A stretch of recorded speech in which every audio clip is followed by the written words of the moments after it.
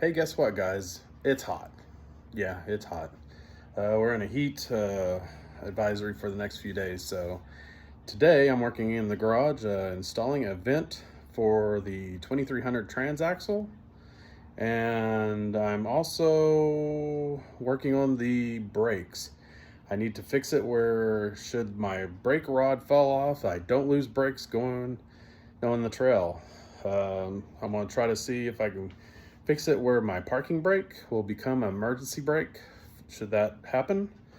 Last time it didn't work out that way because once the brake rod fell off, it tilted down and gave a lot of slack for the parking brake because there's a little slider slots. So we'll see.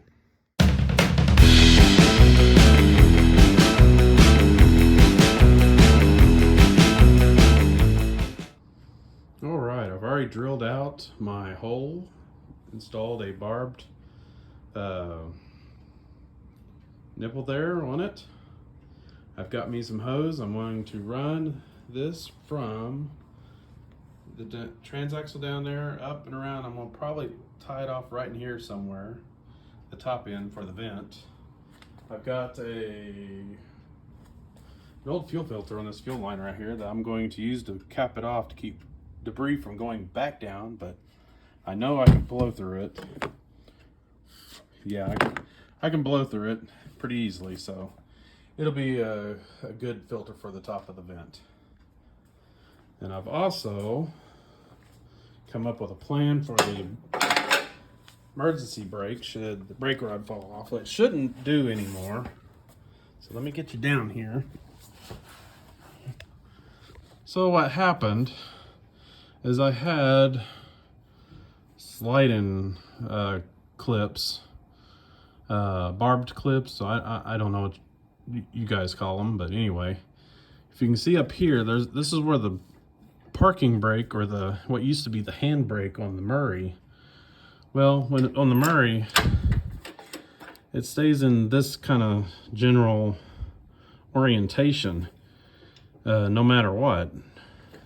Even with the parking brake or the handbrake up there. Well, I'm using this top slot here for the parking brake, or was, which is this rod here, loops around and goes to there.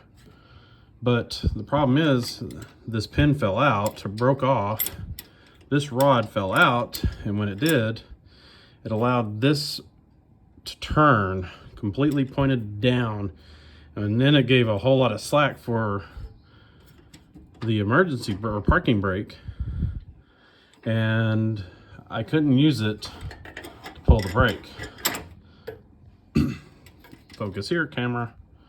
But anyway, so my fix for this was I drilled a hole, so it's a fixed point now, and when I go to push on the brake, it still pivots on that spot, which gives me some clutching room, and then it engages, and this can still float. So I've tested that. I may end up having to loosen the brakes just a hair because it did tighten them up just a hair. But that is my fix, and I don't know if it's blurry or not, but there you go.